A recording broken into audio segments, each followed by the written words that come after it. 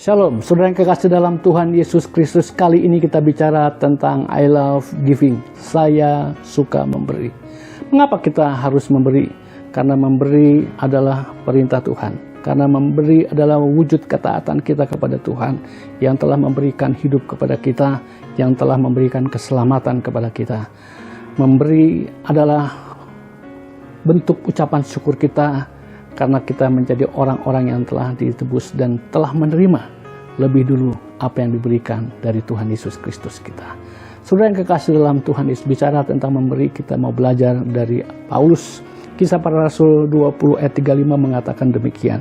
Dalam segala sesuatu telah kuberikan contoh kepada kamu, bahwa dengan bekerja demikian kita harus membantu orang-orang yang lemah dan harus mengingat perkataan Tuhan Yesus, sebab Ia sendiri telah mengatakan, adalah lebih berbahagia memberi daripada menerima.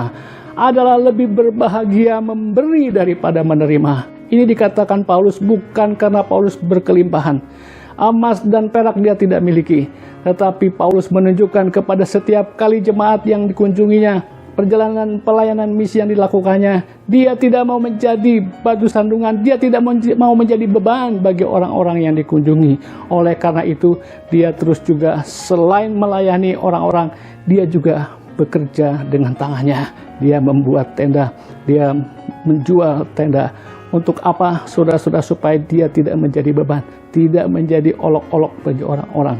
Oleh karena itu, saudara-saudara yang kasih dalam Tuhan Yesus, Paulus mau memberi teladan, mau memberi contoh kepada kita bahwa dengan bekerja kita harus memperhatikan yang lemah. Yang lemah bisa lemah dalam bentuk materi, lemah dalam iman, lemah dalam pengertian, lemah dalam penghidupan.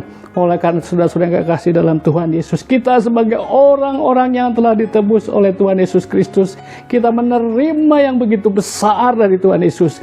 Kita harus memiliki kasih cinta untuk memberi. Kita harus suka memberi. Memberi harus menjadi gaya hidup kita.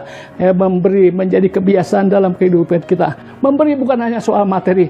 Memberi bisa dengan daya, waktu kita, dengan nasihat kita. Bahkan memberi kuping kita untuk menjadi pendengar. Mendengarkan keluhan, pergumulan orang-orang yang kita dengar, layani.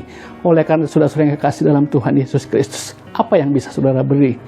Berilah waktu Anda, berilah uang Anda, berilah hati Anda, berilah kuping Anda untuk menjadi pendengar bagi pergumulan saudara-saudara yang lain. Tuhan Yesus memberkati.